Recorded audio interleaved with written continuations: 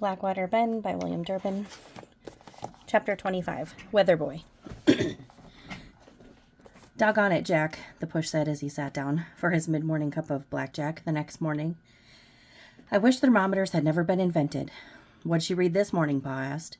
29 below. And by the look of that clear sky, we're headed for colder. Ben couldn't help asking, what good is it to hate thermometers? It's just going to get as cold whether you know the temperature or not. Pa and Nevers turned and stared. The minute Ben saw their faces, he knew he was in trouble. When was he going to learn to stop blurting things out? You keep your nose, Pa started. That's all right, Jack, the push said. I like a boy who speaks his mind. If the cookie likes thermometers so much, maybe we should make him our weather boy. That would serve him right, Pa said. What's a weather boy? Ben asked. Before you start your morning cooking, you can check the temperature for me, the push said. Ben wished he'd kept his mouth shut. I can show our weather boy my thermometer, or can I show my weather boy our thermometer? Be my guest, Pa said, nodding. The push walked to the clerk shack with Ben trailing behind. The pencil pusher smirked as the push reached into the trunk beside the bunk and pulled out a black case. You keep this hid? He handed it to Ben. Except when you take it out in the morning. Don't you ever let those jacks know the temperature or I'll skin your hide. Wake up, weather boy, Pa said the next morning. Instead of daylight in the swamp, Ben yawned as he slipped on his pants. It was only 20 minutes earlier than he normally got up, but it felt like an hour. Nevers was still snoring in the next bunk. Following the push's directions, Ben took the thermometer and its metal stand out of the black case he'd stashed under his bunk. Then he pulled on his boots and his shirt. Happy temperature taking, Pa said as Ben stepped outside. Wood smoke trailed off the cook shack roof. Ben's boots squeaked as on the hard-packed snow, and his nose burned in the cold. As the air rushed down his back, he'd wished that he'd put on his hat, along with his mackinaw. Squinting under the blue points of starlight, he checked his pocket watch. The push had told him to set the thermometer in the open and wait 5 minutes before he took the reading. Ben stomped his feet and looked up. He'd always enjoyed gazing at the stars. Now that Pa had told him the story about his mother cradling him under a full moon, he connected his love of the night sky to her. It fit Nevers' theory about Ben having things in common with his mother. When the 5 minutes was up, Ben's toes were numb. He struck a match and crouched down. It was 36 below. As soon as the push arrived for breakfast, he stepped in the kitchen and lowered his voice. You got some news for me, Cookie? And he looked to make sure no one was listening. Ben told him the temperature, and he nodded. That's plenty warm for highball logging. When it came time for Ben to drive the swing dingle, he could understand the push's policy of keeping the temperature a secret. The whole way to the cut, all Ben could think about was the cold. The air burned his cheeks, right through his scarf, and his eyelashes iced up so bad that he had to squint to see.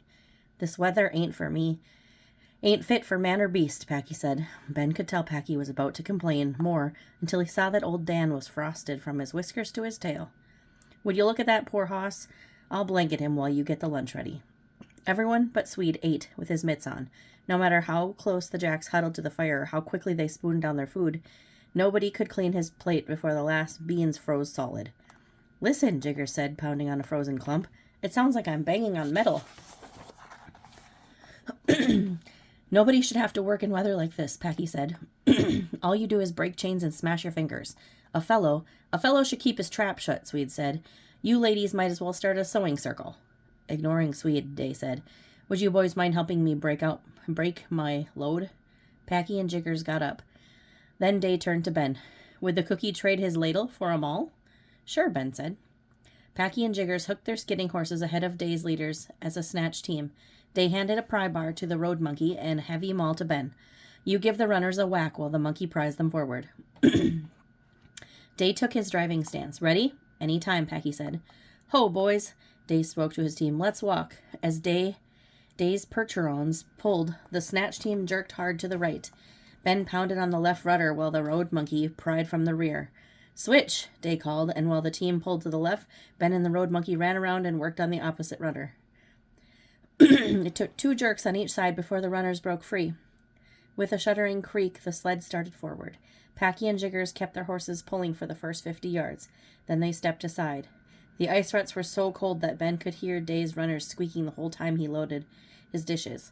On the way back to the cook shack, Ben had to fight a sharp north wind. He got so cold that he could barely pry his hands loose from the reins and climb down from the swing dingle. When Ben opened the cook shack door, he heard laughing. He figured it was windy, but it was Pa slapping his knees and chuckling. Pa and never did even notice Ben until they felt the cold from the door. You back already? Pa said. I was just telling your pa about a fellow who owned a roadhouse restaurant back home, and he got caught selling barbecue groundhog as pork ribs. That must have been a rib tickler when the folks found out. Pa laughed at his own joke. Ben tried to smile. If only Pa would kid around with him like that. Nevers said, You look frozen solid. Let me help you carry the dishes in. They unloaded quickly. Nevers dumped the plates into the dishpan, saying, We've got a heap of scraping to do. Ben put on his apron and picked up a plate. How much colder can it get? A fellow in my last camp claimed it's always the coldest in the low areas, Nevers said, scraping a stubborn clump of beans. Like right in this valley, Ben said. He poured boiling water into the dishpan. Steam rose, making his cheeks tingle. Nevers nodded. Yep, we're in prime country for record-setting cold. The next morning, Ben was glad to see that it had warmed up to 22 below. When Ben took Charlie his breakfast, the dentist noticed Ben's face the minute he stepped in the shack. Why the dang hangdog look? Charlie asked. What do you mean? Ben asked. You look like you just lost your best mate. It's nothing. If that's the sort of face you make over nothing, I'd hate to see you sad. Ben set down the lunch. All Pa does is holler at me. Let me tell you something about fathers, Charlie laid on his file on the table. Your pa's job is to toughen you up so you're ready for anything life throws your way. My father never coddled me. He worked as a longshoresman, loading cargo from the time he was 13 till the day he busted his back 40 years later. Your pa's too busy to be pretending you're feathers. Just then, Pa yelled, Ben! That afternoon, Wendy stopped by the cook shack and said, Ernie Gunderson's really sick. He's been clutching his stomach and groaning since breakfast. Pa glared at Ben. Don't look at me, Pa. Nevers and I have been washing our hands 20 times every day. The push figures it's appendicitis, Wendy said. He's sending him to town with the tote teamster. When the tote teamster arrived, Ben and Nevers unloaded the supplies, and then they helped Gundy into the back of the sleigh. Thanks, Gundy said in a weak voice. He groaned as he laid down in the straw of the wagon bed, and Ben covered him with a blanket. Wendy walked over to the teamster and whispered something. The teamster grinned and spoke in a loud voice. You got an axe handle, Wendy? For what? Wendy asked. I just need it for a minute, the teamster said. I can't stand fellows being in pain. I'm going to crack this boy on the noggin so he'll rest easy while I'm driving back to town. What if you hit him too hard? Wendy asked. We'll just have to fit him in a coffin then. The teamster picked up the axe handle and walked back toward the sleigh. But that don't happen very often. The minute the teamster put his hand on the side of the sleigh box, Gundy sat up. I'm feeling better, he said. The teamster laughed. We figure you had a bad case of blanket fever. If you're just riding back to town to see that gal of yours, you might as well sit up front with me.